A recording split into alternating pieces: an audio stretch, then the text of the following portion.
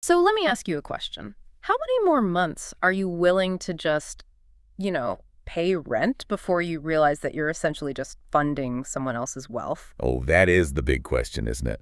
Right. I mean, life happens, your credit takes a hit, or maybe your income shifts because you change jobs, and suddenly, traditional home buying just feels completely out of reach. You're doing everything right, but the door's locked. Yeah, and traditional renting is, well, it's brutal. It's like being on a treadmill, Yeah. you know? Yeah. You're sweating, you're putting in all this energy, you're paying that monthly rent, but you stay in the exact same place financially. You're not moving forward at all. Exactly. But today, for this deep dive, we're looking at a breakdown of something called the lease-to-own program. This is based on materials presented by real estate broker and mortgage loan originator Manny Charles. Yeah, and it's a fascinating look at this space. It really is. And our mission today is to cut through all the marketing noise. We want to figure out exactly how this program works, what are the hard financial requirements, and does it actually provide a safe bridge to homeownership for people who maybe have non-traditional financial backgrounds? And we really need to look at that safety aspect because, to appreciate what Dream Builder is doing, we have to talk about why the old lease-to-own models, why they left such a bad taste in people's mouths. Oh, totally. I mean, historically, lease-to-own was practically a nightmare for a lot of people. It really was. You go back to those older programs, and they were heavily reliant on these big corporate investors. And, well, they basically blew up when interest rates started to rise over the last few years. Right, because the corporate math just stopped working. Exactly.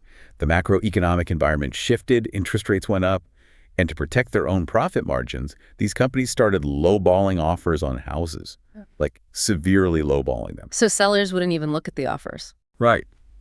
Agents couldn't get anything accepted, and the whole reputation of the concept just tanked. Some of the biggest corporate players in that space completely shut down their operations. Wow. So they just suspended everything. But the people who really suffered there were the renters, right? The people who put their faith and their cash into that system. Oh, absolutely, because the traditional programs, they lacked any real safety net. Renters were basically handed a wish list. There was no title protection, no equity credit being securely built. So if you had like a medical emergency or if you missed a beat with a job change, You lost everything. though, the whole we're fixing lease to own thing, usually the fine print is where they trap you. So what legally stops the rug from being pulled out from under the buyer? That's the crucial shift here. Manny Charles emphasizes it's not some rogue investor hoping to flip a house on you. It is a structured, FHA-backed home empowerment program. Wait, FHA-backed, like the Federal Housing Administration? Yeah, exactly. Okay, let's clarify that for you listening, because FHA gets thrown around a lot. FHA-backed means the government is essentially insuring the eventual mortgage, which historically means, lower down payments and more flexible credit stuff than a regular bank loan. Right, and that backing changes the whole mechanism.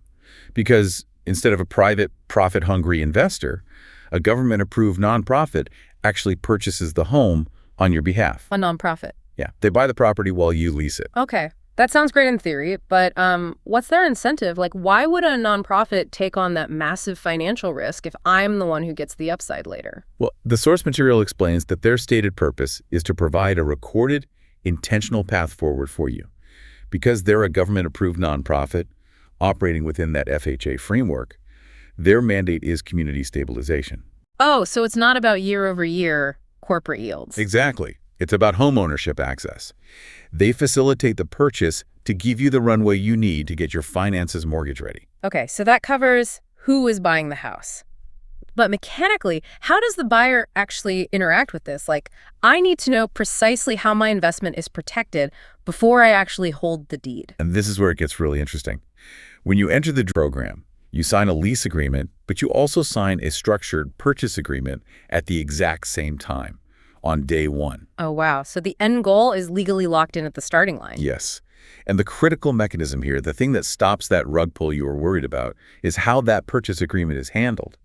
Your buy option, which is your exclusive right to purchase the home, is legally recorded through a memorandum. Let's translate that for a second. So a memorandum on the title. Think of a property title like a car's registration. If this nonprofit decided, hey, we want to sell this house to some random outside investor. Which they wouldn't, but let's say they tried. Right. That investor's title company looks up the house in the county records. And when they do, they see your name attached to the property with the legal equivalent of a giant "do not sell" sticky note on it. That's a perfect analogy. So legally, the sale literally cannot go through without your permission because your recorded option clouds the title. It's basically a financial time capsule. You lock in your rights today to protect your future self. Exactly. Anyone looking at that property sees you have a legally binding claim. It fundamentally changes your position.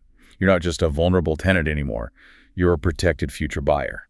And within this time capsule, you get incredible flexibility. Flexibility how? Like timeline-wise? Yeah. You aren't locked into some stressful one-year countdown where eviction is hanging over your head if you don't get a mortgage by day 365. Which is how the old ones worked. Right. But the breakdown notes that while a lot of people prepare for a mortgage in like 12 months to 3 years, the lease term can actually extend up to 40 years if you really needed it to. Yeah. You have the right to buy the home, but not the obligation. Wait, up to 40 years? That's insane breathing room. It is. And think about what happens if the market shifts in your favor. Let's say you lock in your purchase agreement today, and a year later, the house appreciates significantly in value. Or national interest rates drop. Okay. You have multiple avenues. You can assume the FHA loan, you can refinance it, or you can even sell the property. Wait, hold on. I can sell the property before I even officially have the mortgage? Who gets the profit then? You do. The financial gain goes to the buyer. Not the nonprofit. Nope, not the investor, not the nonprofit. Because you hold that legally recorded memorandum, you control the option to buy at the locked-in price.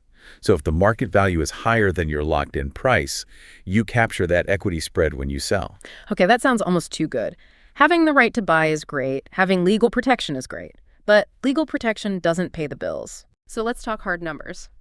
If someone is entering this program with, say, a 580 credit score, how are they coming up with the cash to trigger this whole process? Because getting your foot in the door is usually the hardest part. Let's break down the requirements Manny Charles laid out. Because this is an FHA-backed pathway, the down payment requirement is 3.5%, just like a standard FHA loan. And the source material is super specific about that 3.5%. It has to be sourced funds, meaning it can't be a lender credit and it can't be a seller credit covering the down payment. You actually have to have that 3.5% in your own bank account to prove you've got skin in the game. Right. You have to bring that to the table. But then we get to the closing costs and the program fees. The breakdown estimates these typically range from $13,000 to $16,000, depending on the property and location, of course. Wait, okay, hold on. 13 to 16 grand on top of the 3.5% down payment? Yeah. That sounds like a massive hurdle. I mean, someone who has 20 grand in liquid cash sitting around probably doesn't need an alternative bridge program in the first place.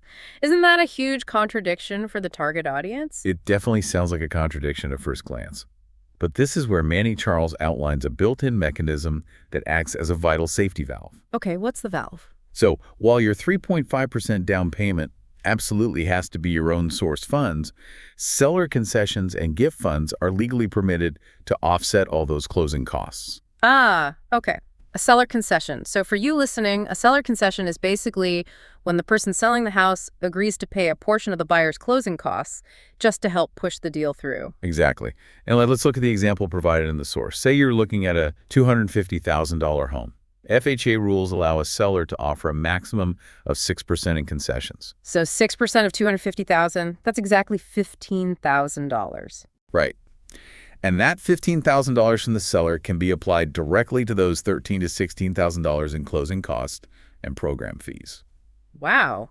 So a motivated seller can virtually wipe out those program fees for you. Yep. Which really highlights why the materials emphasize working with a strategic guide, like Manny Charles. A buyer walking in alone might have no idea how to negotiate that 6% concession to make the math actually work. Yeah, you're not someone who speaks the real estate language. So, okay, if the upfront costs are managed, what about the actual underwriting? Because traditional banks love their perfect credit scores and W-2s. And this is where it really diverges from standard banking. Yeah. The target demographic expressly includes people with a 580 credit score. That's well below what conventional loans want. It also targets self-employed folks or people who have recently gone through a bankruptcy. So how do they prove they can pay? Well, the source states you only need one traditional trade line on your credit report, or crucially, 12 months of alternative credit. Let me define trade line real quick.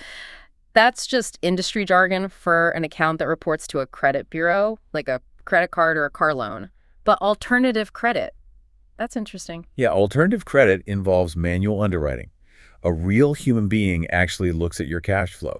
They look at things you pay every single month, but rarely get credit for, like your rent, child support payments, or utility Oh, bills. nice. If you can show 12 months of consistent payment history for those everyday things, that satisfies their requirement. That is so much more reflective of how people actually live. And the income proof is flexible too, right? Very flexible. Bank statements, 1099s for freelancers, profit and loss statements for the self-employed. They even accept ITNs. Right, an ITN. That's an individual taxpayer identification number.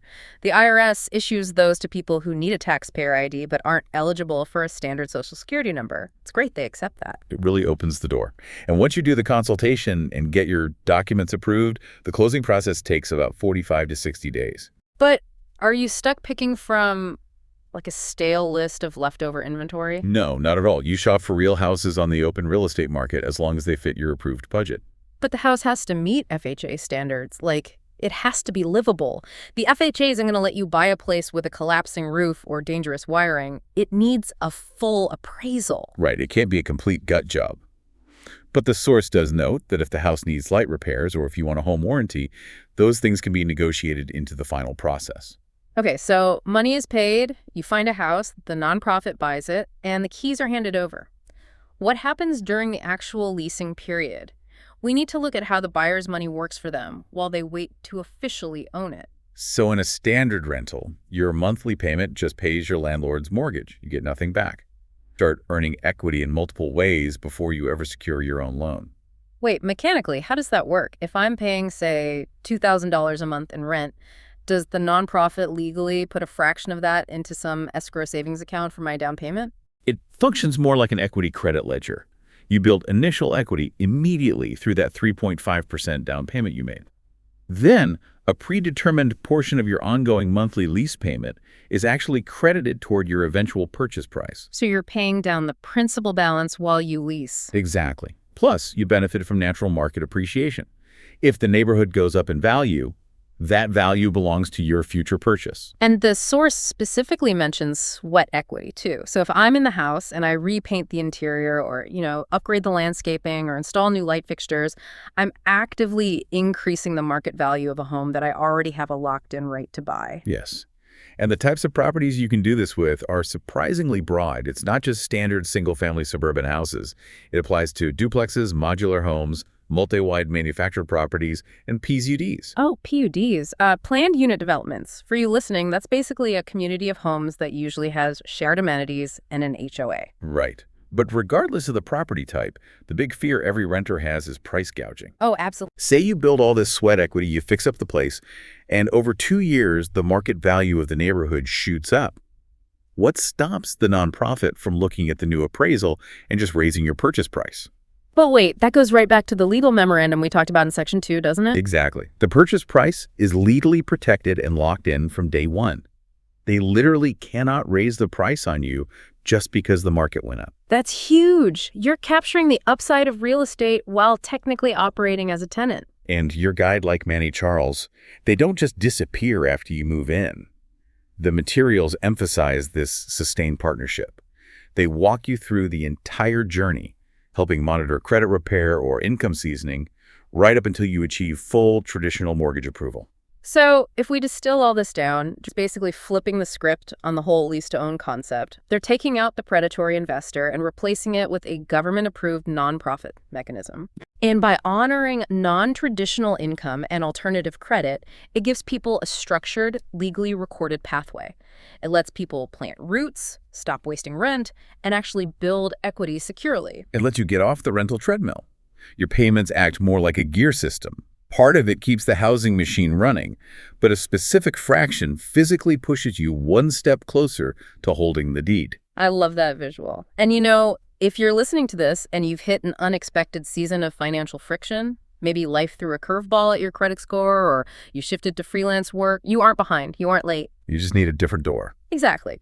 Traditional banking isn't the only metric of your readiness. This deep dive proves that alternative, legally protective doors exist. You just need to understand the mechanics of how to open them. It really forces you to look at the broader economic landscape, too. I mean, the gig economy is expanding so rapidly. Oh, totally. Freelancing, contract work, running small businesses. So many Americans are moving away from that standard W-2 employment, which is, exactly what traditional banks still demand for easy underwriting. Which leaves us with a really provocative thought to end on.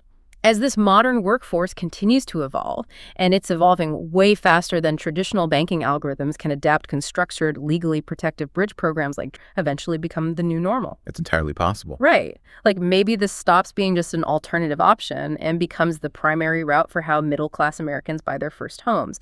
It is definitely something to ponder as you map out your own financial strategy.